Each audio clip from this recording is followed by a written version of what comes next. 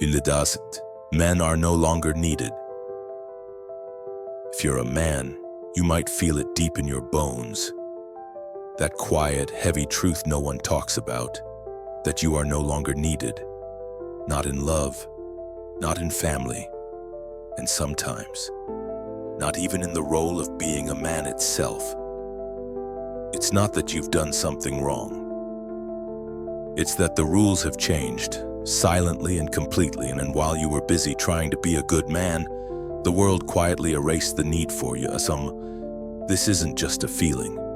It's everywhere you look. More men than ever are single. Many aren't even trying to date anymore. Some call it apathy. Others call it failure. But if you sit with them long enough, listen close enough, you'll hear something deeper. Exhaustion, confusion, a sense of being fundamentally unwanted. Not because men have nothing to offer, but because what they offer is no longer valued. Or worse, it's seen as a problem. Strength is called controlling.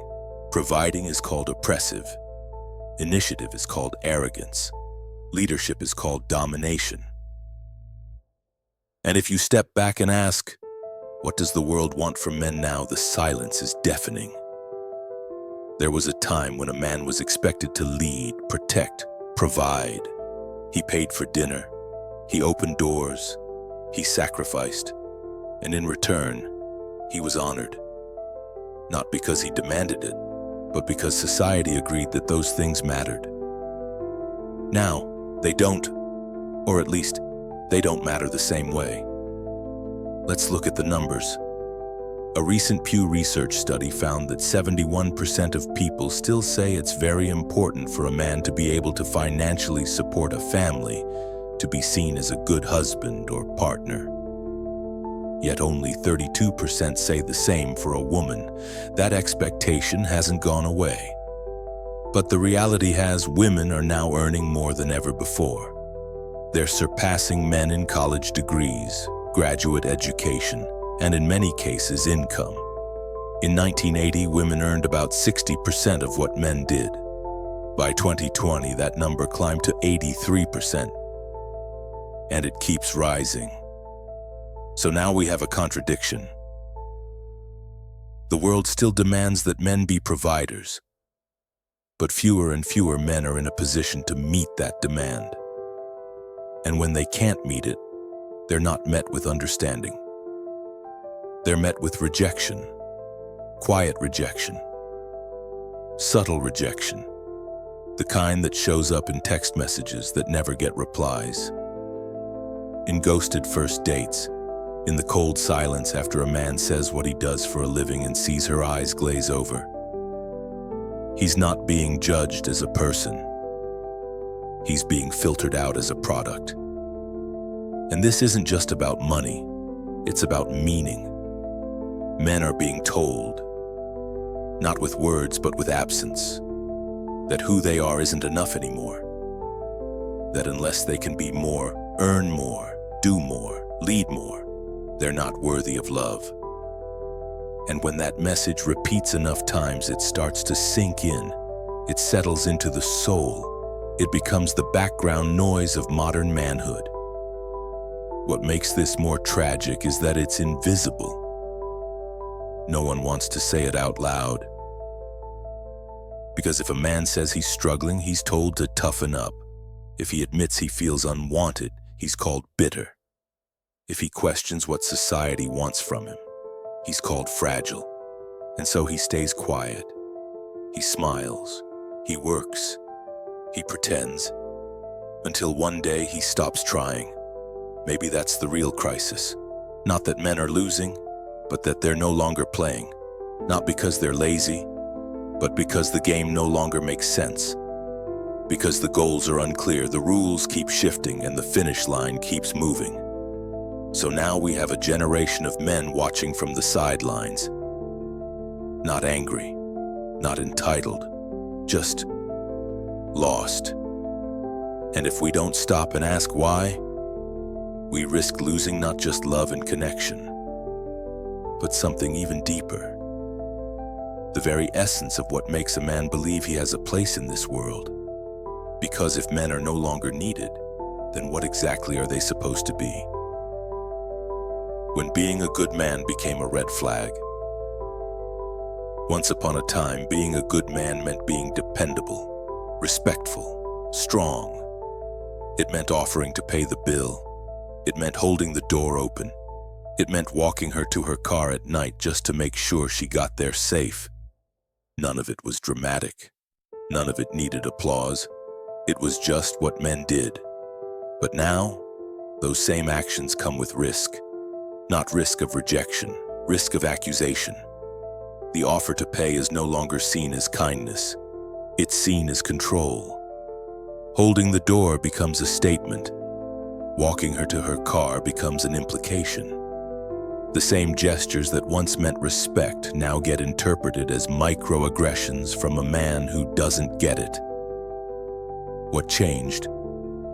It's not that women became cynical, it's that culture did.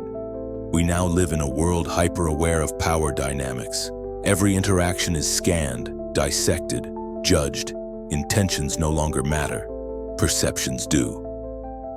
And in this climate, men are told to be more careful. But careful quickly becomes fearful.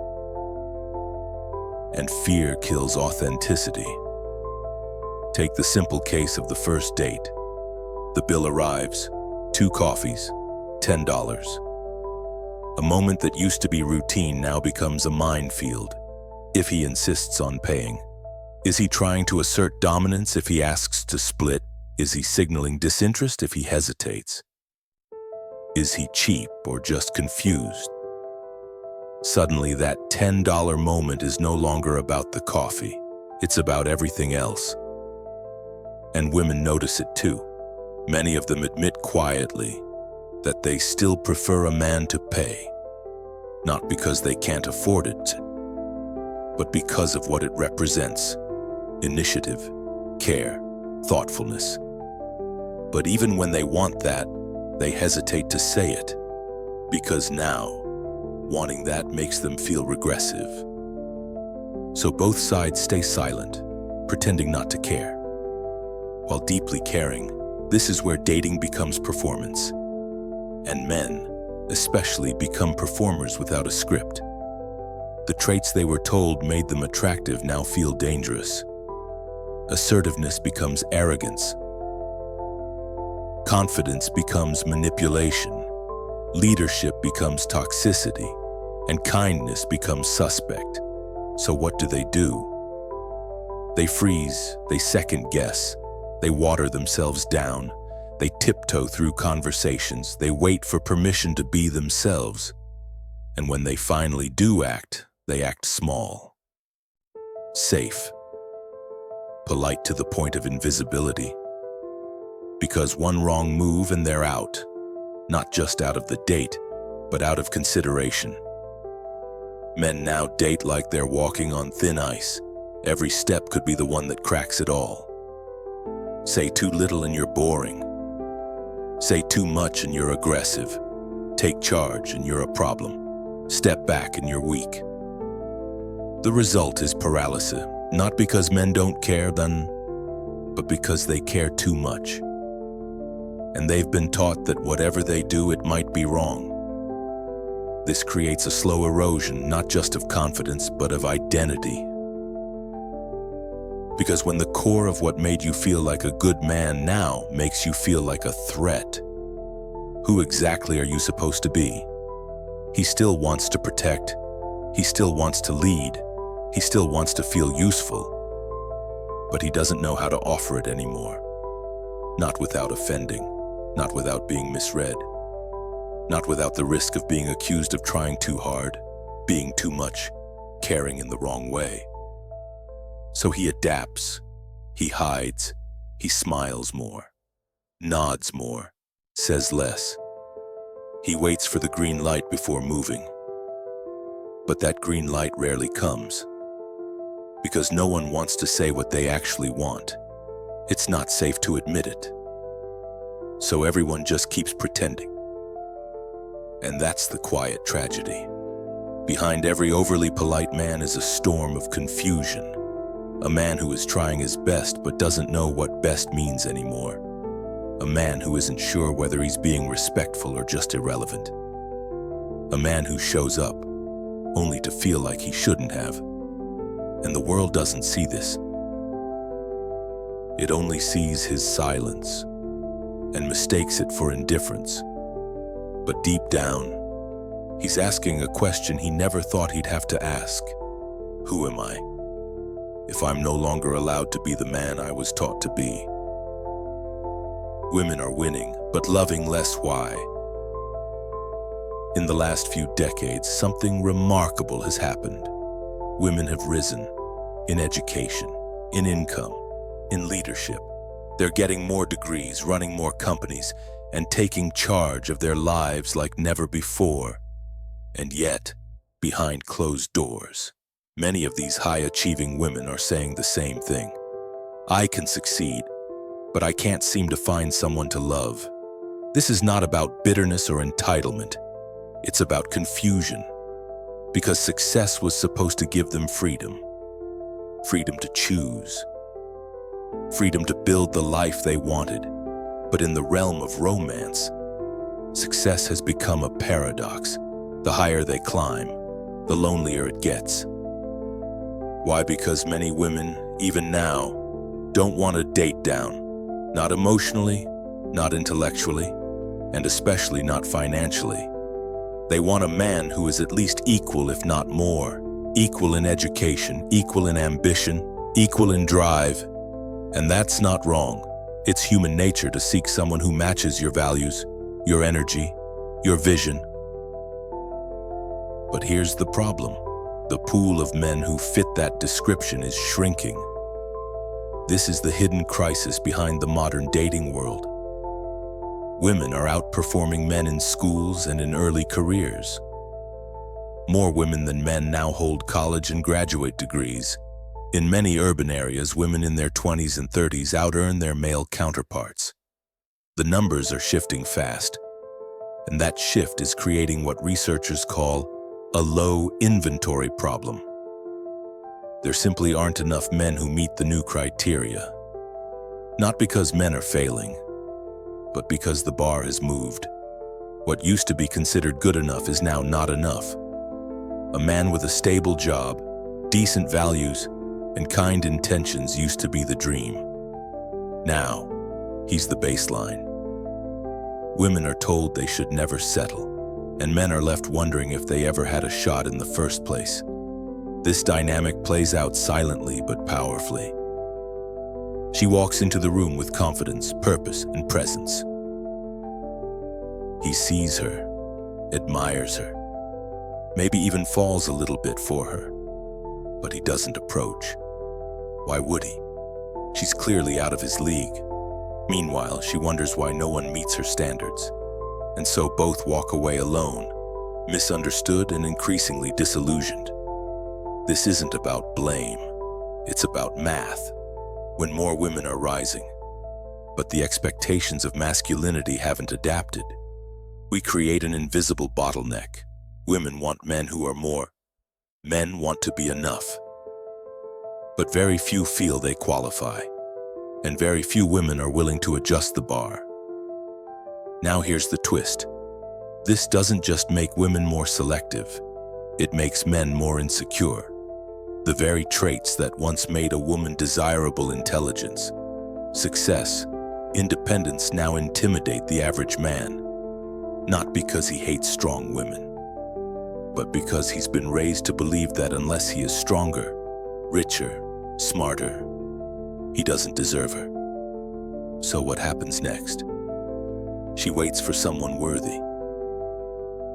He waits to become someone worthy, and love never gets the chance to begin. Worse, it creates a loop of self-reinforcement. The more she's rejected, the higher her guard. The more he's overlooked, the lower his confidence. And both begin to assume that love, real love, is not something people like them get to have. Because she thinks no one's enough, and he thinks he's not enough. So they both keep looking elsewhere. Or worse, they stop looking at all. This silent war of expectations leaves behind broken hope on both sides. She scrolls dating apps filled with men she wouldn't consider. He scrolls apps knowing no one will consider him. It becomes a numbers game where no one wins. A market full of options, but no meaningful exchange. What makes this more painful is that they're not wrong. Her standards are valid. His insecurity is real. But the structure they're stuck in was never built for balance. It was built on old rules, and those rules never imagined this future one where women thrive, and men are unsure how to respond. So we ask the question on who's wrong here. Is it the woman for wanting more? Is it the man for not becoming more? Or are we all just caught in a system that never prepared us for what happens when women finally win, and men no longer know how to keep up? When men begin to feel ashamed of their own inadequacy, there is a quiet fear that lives inside many men. It's not the fear of failure or rejection. It's the fear of being seen as less than her, less than what he's supposed to be, less than what the world expects him to be. This fear doesn't scream, it whispers. And it whispers the same thing over and over again. You are not enough. This is what happens when a man stands in front of a woman who outshines him, not just in looks or charm, but in life. She's more accomplished, more articulate, more respected. She walks into a room and the world leans in. He watches, admires, but inside, something begins to sink, not because she intimidates him, but because standing next to her, he feels invisible. We talk about emasculation like it's just a word, but for men, it's an internal unraveling. It's the slow erosion of identity. When he feels like he has nothing to offer that she doesn't already have, he starts to question what purpose he even serves. If she doesn't need protection, doesn't need money, doesn't need his leadership, then what is he doing there? He doesn't run from strong women. He runs from the feeling of being small next to them. And that's the twist most people miss. It's not about control, man, it's about contribution. Men don't need to dominate, but they do need to feel like they matter, that their presence adds something, that without them something would be missing. When that belief dies, so does the will to connect. So what does he do? He pulls back, not loudly, quietly. He compliments her, supports her, but he never makes a move, because in his mind, she deserves someone better, and in hers, he simply never showed enough confidence. Two people missing each other entirely, not out of pride, but out of deeply buried shame. This shame doesn't always show on the surface. It disguises itself as humor, as indifference, as ambition. He throws himself into work, into hobbies, into fitness. Anything that keeps him from confronting the ache that he's not enough for the kind of woman he truly desires. And the irony is painful. She might have admired his humility, his depth, his steadiness. But he never gave her the chance. He disqualified himself before the connection even had a chance to grow, not because he didn't love her light, but because he hated how dark he felt beside it. This isn't a matter of ego, it's a matter of identity. For generations, men have been taught that their value comes from what they provide, financially, physically, socially. If he can't offer more than her, then in his mind, he's offering nothing, and no one wants to bring nothing into a relationship. So he dates down, or stops dating, or settles for someone who doesn't challenge him, not because he's afraid of a strong woman, but because being with her would force him to confront the parts of himself he's not proud of. But here's the tragedy. In trying to protect himself from feeling small, he also protects himself from the possibility of love. Because love doesn't require superiority, it requires presence. And yet, most men never learned how to be loved from a position of equality, much less from a position of perceived inferiority. So now we ask the real question: if a man can't love unless he feels stronger than the woman beside him, how many real chances at love does he have left? Because the world is changing, women are rising, and the men who cling to an old script are quietly falling behind. Not in ambition, someone, but in emotional courage. And maybe the next evolution of masculinity isn't about being more than her. Maybe it's about being enough next to her. Dating is no longer about love, it's a performance. In the early days of dating, you're not really you. You're the ambassador of you. The carefully curated version, the polished representative. The version that wears the best shirt, picks the safest words, and hides every part of you that feels uncertain or flawed. You're not trying to deceive, you're trying to survive. Because modern dating isn't about connection, it's about impression. You only get one shot, one evening, one conversation, one look, and in that moment, you're being evaluated, judged, scanned for weaknesses. If you're too eager, you're needy. Too reserved, you're cold. Too ambitious, you're intimidating. Too relaxed, you're unmotivated. So you edit yourself, you smile more than usual, you nod at things you don't fully agree with. You say you love hiking, even though you haven't walked a mile in months. You pretend to be a little less opinionated, a little more agreeable, a little more mysterious, all because you're terrified of being too much or not enough. Dating has become a casting call, a silent audition. And you're not auditioning to be yourself. You're auditioning to play the part someone else wants. The problem is you don't even know what that part is. So you guess, you adapt, you rehearse. And by the end of the night, even if it went well, you leave wondering if they liked you or just the version of you that showed up. This isn't just about men. Women feel it too. The pressure to seem effortless, beautiful, interesting, but never too intense. To be strong but still soft. Independent but not distant. They also hide. They also act. And sometimes two performers meet, both doing their best impersonation of love, but neither one truly being seen. And here's where it breaks. You can't fall in love while holding a mask, because masks don't kiss, masks don't connect. Masks don't build trust, they perform. And performances always end. The danger isn't that you get rejected. It's that you get accepted for the role you played, not the person you are. So now, even when you're in the relationship, you're still acting, still proving, still pretending, and slowly, the distance between who you are and who they love grows too wide to carry. This is why so many relationships feel exhausting. Not because love is hard, but because pretending it. You can only keep the act up for so long. Eventually, the real you slips out. The opinions, the fears, the needs.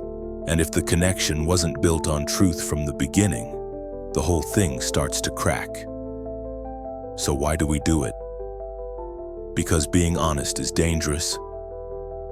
Vulnerability feels like exposure, and in a culture where people swipe leftover typos, split checks, and awkward silences, no one wants to risk being real. We'd rather be accepted for who we're not than rejected for who we are. But that choice has a cost, because the deepest ache isn't being alone, it's being with someone who never truly knew you. And maybe that's why love feels rare today. Not because people don't crave it, but because they don't know how to be real enough to receive it. We're taught to impress, to win, to charm, but we were never taught how to reveal. how to sit across from someone, say what we mean, and risk being misunderstood. Dating isn't broken because people stopped trying. It's broken because people stopped showing up as themselves. Love isn't dying because we've lost romance. It's dying because we've forgotten how to be honest. The truth. No one says out loud men want to feel safe too. We often talk about safety in love as something women seek. And they do. Emotional safety, physical safety, the freedom to be soft in a world that often demands they be hard. But what we rarely speak of is this: men want safety too. Not the same kind, not always from harm, but from judgment, from ridicule, from the fear that everything they give will be misunderstood. Most men won't say this out loud. They've been taught not to. But behind the silence is a quiet plea. Please let me show up as myself. Please don't punish me for caring. When a man pays for dinner, walks on the outside of the sidewalk, opens the door, it's not always about tradition. It's not always about control. Sometimes it's about saying something without words. I see you. I respect you. I want to protect what matters to me. But modern society is quick to rewrite these gestures. Suddenly, paying the bill becomes financial dominance, opening the door becomes performative, offering to lead becomes patriarchal. And soon, the very instincts that once connected people start pushing them apart. This confuses men deeply, because when they stop doing those things, they're told they're lazy, unromantic, disinterested. When they do them, they're told they're controlling, outdated, overstepping, and in the middle of that contradiction is a man who just wants to love someone the way he was taught to. He's not trying to take anything. He's trying to give, but the world has made giving dangerous. So he pulls back. He makes fewer gestures, says fewer words. He lets her lead if that feels safer. He hides his affection behind neutrality. Not because he doesn't feel, but because he's tired of being wrong for how he shows it. And here's what we miss. Men want to feel safe too. Safe to express tenderness without being called weak. Safe to offer strength without being called toxic. Safe to care deeply without being accused of expecting something in return. That's the space where real love grows. But it rarely exists for men today. Many have never been told that their way of showing love, steady, quiet, protective, is still love. In a culture that praises emotional vulnerability but shames traditional masculinity, they're left wondering what form of expression is even acceptable. So they default to silence, because silence is safer than misinterpretation. But what happens when a man no longer feels safe to love in the way he knows how he gives less? Not out of bitterness, but out of confusion. He second-guesses every act of kindness, every compliment, every offer to help, not because he doesn't want to give, but because he fears the cost of giving wrong. And here's the deeper loss. If a man can't give the best of what's inside him, the care, the protectiveness, the steadiness, then what does he have left to offer?